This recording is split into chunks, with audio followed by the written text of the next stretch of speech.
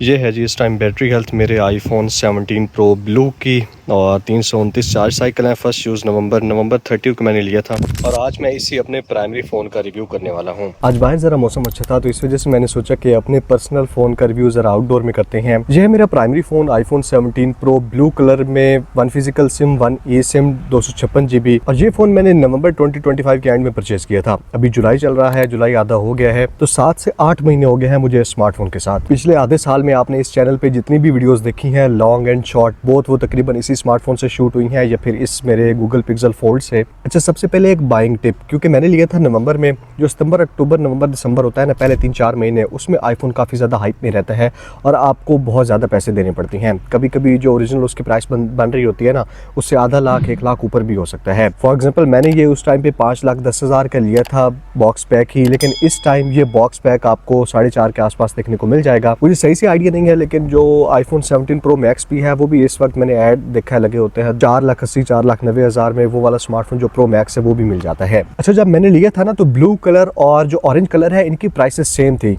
शुरू में काफ़ी हाइप बनी थी, लेकिन फिर वो कंट्रोवर्सी आगे के कलर चेंज करता है और ऑरेंज रियल लाइफ में इतना अच्छा भी नहीं था, तो ऑरेंज और ब्लू की प्राइस सेम थी। जो सिल्वर था ना वो हाइप पे चला गया था, 20,000 इससे महंगा था। ये 5,10 का था तो वो उस वक्त 5,30 का मिल रहा था। अब ऑरेंज वाला मेरा टेस्ट नहीं था और सिल्वर कलर के लिए, जस्ट कलर के लिए मैं ऊपर से 20-23,000 नहीं देना चाह रहा था।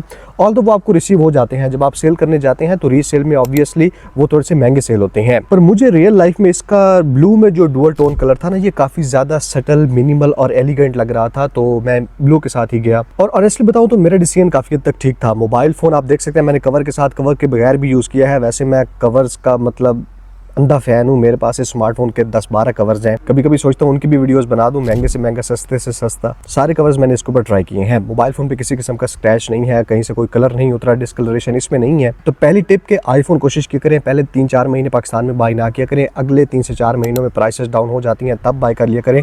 दूसरे नंबर पर यह कि मेरे आईफोन की बैटरी 7-8 महीने में 92% पे कैसे आ गई 350 चार्ज साइकिल्स के बाद।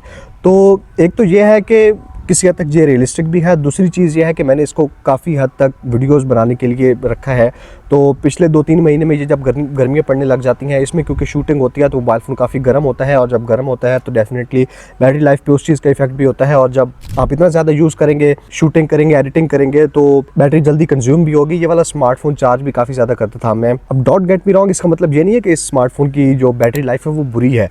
इनफैक्ट आईफोन 15 प्रो मैक्स और 16 प्रो मैक्स साइज़ के जो फ़ोन्स की बैटरी है ना, आपको जितना बैटरी बैकअप वो देते हैं, ये प्रो साइज़ का फ़ोन उतना प्रोवाइड कर देता है। एप्पल ने आईफोन 17 सीरीज़ के साथ बैटरी बैकअप बहुत अच्छा और बढ़ा भी दी थी बैटरी कैपेसिटी, तो ये प्रो लेवल का फ़ोन पिछले प्रो मैक्स लेवल की बैटरीज देता है और जो इस बार प्रो मैक्स है वो तो next level battery life provide करता है।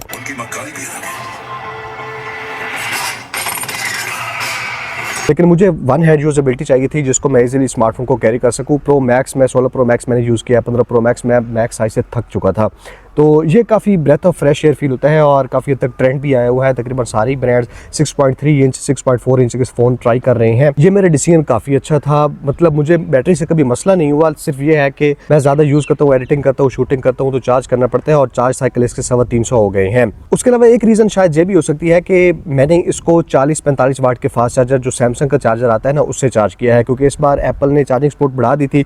मेरे पास एप्पल का ओरिजिनल चार्जर नहीं था जो 20-25 वाट वाला होता है, 40 वाट का पता नहीं पाकिस्तान में आता है या नहीं, तो सैमसंग के 40 वाट के चार्जर से मैंने चार्ज किया है। काफ़ी फास्ट चार्ज होता है, इनफैक्ट 1 घंटे में ये वाला स्मार्टफोन 0 से 100% फुली चार्ज हो जाता है।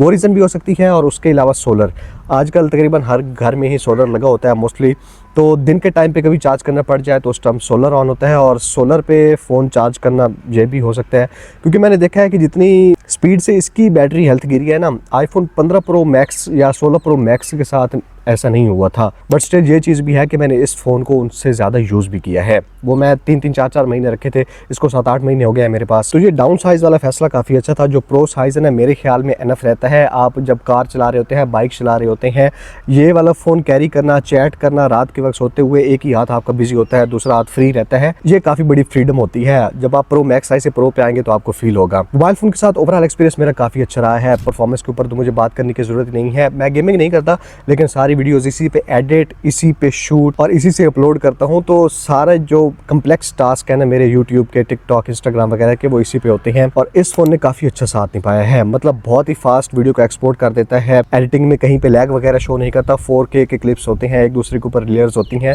परफॉर्मेंस पे आप इस पे शक नहीं कर सकते। अभी रिसेंटली मैंने इसको iOS 27 के बीटा पे अपग्रेड भी कर लिया है और ये बीटा काफ़ी स्मूथ है। iOS 26 के बीटास किसी काम के नहीं थे, बहुत लैग होता था। ये काफ़ी स्मूथली काम कर रहा है और नए फीचर्स जैसे कि Siri AI है उसको अब मैं यूज़ कर रहा हूँ, काफ़ी हद तक पहले से ज़्यादा यूज़फुल हो गया है। उसके अलावा जो फोटो एडिटिंग के टूल्स हैं 2-3 नए, रीफ्रेमिंग वाला मुझे काफ़ी अच्छा लगा है। सबसे अच्छा मुझे यही लगा है जो लिक्विड ग्लास की इंटेंसिटी को आप कंट्रोल कर सकते हैं। सबसे ज़्यादा बड़ा चेंज आपको यही नोटिस होगा कि ये वाला फ़ोन काफ़ी ज़्यादा फास्ट हो गया है। यही नहीं, iOS 27 के बाद जितने भी आईफोन्स हैं ना, iPhone 11 तक सभी आईफोन्स काफ़ी फास्ट हो गए हैं। डिस्प्ले में मुझे सबसे बड़ी अपग्रेड इसकी फील हुई है ब्राइटनेस में। ये वाला फ़ोन ब्राइटनेस डाउन नहीं करता। जो पिछली सीरीज़ थी ना वो थोड़े से भी हीट होते थे तो ब्राइटनेस डाउन कर देते थे। ये फ़ोन ज़्यादा देर तक टिकता है, जब बहुत ज़्यादा ओवर हीट हो जाता है तब आहिस्ता आहिस्ता ब्राइटनेस डाउन करता है। लेकिन इतना हीट आपके पास कभी होगा ही नहीं, क्योंकि मैं बहुत ज़्यादा शूटिंग करता हूँ 4K क्लिप्स, तो गर्मी पे, धूप पे कभी कभी हो जाता है। पर इसके डिस्प्ले पे बेजल्स ना होने के बराबर है और जो ब्राइटनेस वाली अपग्रेड है ना वो काफ़ी रियल है, आपको रियल लाइफ में फील होती है। और ये जो एल्यूमिनियम है ये लोग तो बोल रहे हैं डाउनग्रेड है, लेकिन फंक्शनैलिटी वाइज काफ़ी अपग्रेड है। मेरा iPhone 17 Pro हीट नहीं होता, जबकि जो iPhone 16 Pro Max था, मैक्स साइज़ के फ़ोन्स भी थे ना वो काफ़ी ज़्यादा हीट होते थे। 15 Pro Max charging on hold पे आ जाता था, इसने कभी चार्जिंग ऑन होल्ड नहीं की। मोबाइल फ़ोन तकरीबन ठंडा ही रहता है। तो 17 Pro और Pro Max के साथ क्योंकि लिक्विड कूलिंग चैम्बर भी आ गया हुआ है और एल्यूमिनियम की बॉडी है तो हीट काफ़ी अच्छी तरीके से डिफ्यूज़ हो जाती है। एप्पल ने फाइनली हीटिंग का इशू अपने आईफोन्स का 17 Pro और Pro Max के साथ सॉल्व कर दिया है। एंड पे कैमरास की बात करूँ तो इस स्मार्टफोन के कैमरास मैंने दबा के यूज़ किए हैं। स्पेशली इसका जो 4x टेलीफोटो लेंस है ना वो मेरा फेवरेट है। लो लाइट में भी काफ़ी अच्छा परफॉर्म करता है। अल्ट्रा वाइड लेंस जो 48 मेगापिक्सल का है, अब वो डिटेल्स अच्छी कैप्चर कर लेता है। जो कैमरास में कंसिस्टेंसी है ना, सारे कैमरास काफ़ी ज़्यादा यूज़फुल लगते हैं, डिटेल्स अच्छी होती हैं। एप्पल की प्रोसेसिंग स्पेशली वीडियोस में तो स्मार्टफोन को कोई भी फ़ोन बीट नहीं कर सकता। फोटोज़ भी मैं आपको डिफरेंट शो कर देता हूँ। बाकी आपने डिटेल में इसके फोटोज़ वगैरह कैसे लेता है चेकआउट करना हो तो मेरी इंस्टा पे प्रोफाइल जाके चेकआउट कर लेनी है, डिस्क्रिप्शन में लिंक दे दूँगा। रिसेंटली मैंने स्कर्दू हुंजा वगैरह का ट्रिप लगाया था, जो भी जितने भी फोटोज़ मैंने वहाँ के लिए हैं ना वो अपने इसी iPhone 17 Pro पे लिए हैं। और सीरियसली बताऊं तो ओवरऑल कैमरा का जो कम्बिनेशन है ना, पैकेज है, ऑप्टिमाइजेशन, थर्ड पार्टी ऐप्स के साथ जो सपोर्ट है, सोशल मीडिया के साथ, वीवो के अल्ट्रा, सैमसंग के अल्ट्रा और Xiaomi के अल्ट्रा से iPhone 17 Pro, Pro Max काफ़ी बेटर हैं। अब वीवो का जो X300 Pro है या Xiaomi का 17 अल्ट्रा है वो आपको हार्डवेयर अच्छे प्रोवाइड कर देते हैं, लेकिन सॉफ्टवेयर ऑप्टिमाइजेशन में, कलर कंसिस्टेंसी में इशू आता है, वीडियो प्रोसेसिंग उतनी अच्छी नहीं है। और स्पेशली जो सोशल मीडिया ऐप्स हैं, इंस्टा पे आपने अपलोड करनी है, फेसबुक पे, व्हाट्सएप पे, सोशल ऐप्स के साथ उनका कैमरा इतने अच्छे तरीके से परफॉर्म नहीं करता। स्पीकर्स और हैप्टिक्स आईफोन के हैं तो उसके ऊपर इतनी बात करने की जरूरत भी नहीं है। वैसे ये जरूर है कि 16 Pro Max के जो स्पीकर्स थे वो मुझे थोड़े से ज़्यादा लाउड लगते थे, क्योंकि अब मैं 17 Pro पे हूँ तो इसके थोड़ी सी लाउडनेस कम लगती है, लेकिन स्पीकर्स इसके आउटस्टैंडिंग है। कैमरा कंट्रोल बटन को वैसे मैं कैमरा ओपन करने के लिए लाजमी यूज़ करता हूँ और उसके अलावा जो विजुअल इंटेलिजेंस होती है ना उसके लिए यूज़ कर लेता हूँ। तो ओवरऑल 7.5-8 महीने के बाद अपने इस परचेज डिसीजन से मैं काफ़ी ज़्यादा खुश हूँ। मुझे इस फ़ोन का ये कलर, ये जो फॉर्म फैक्टर है प्रो साइज़ वाला, ये काफ़ी अच्छा लगता है। बैटरी लाइफ अमेजिंग है, हीट नहीं होता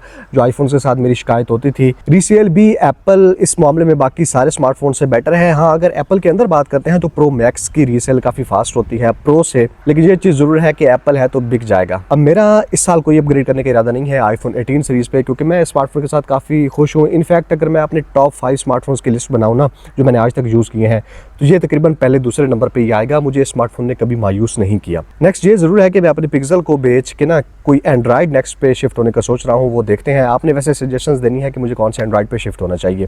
thank you so much, good bye.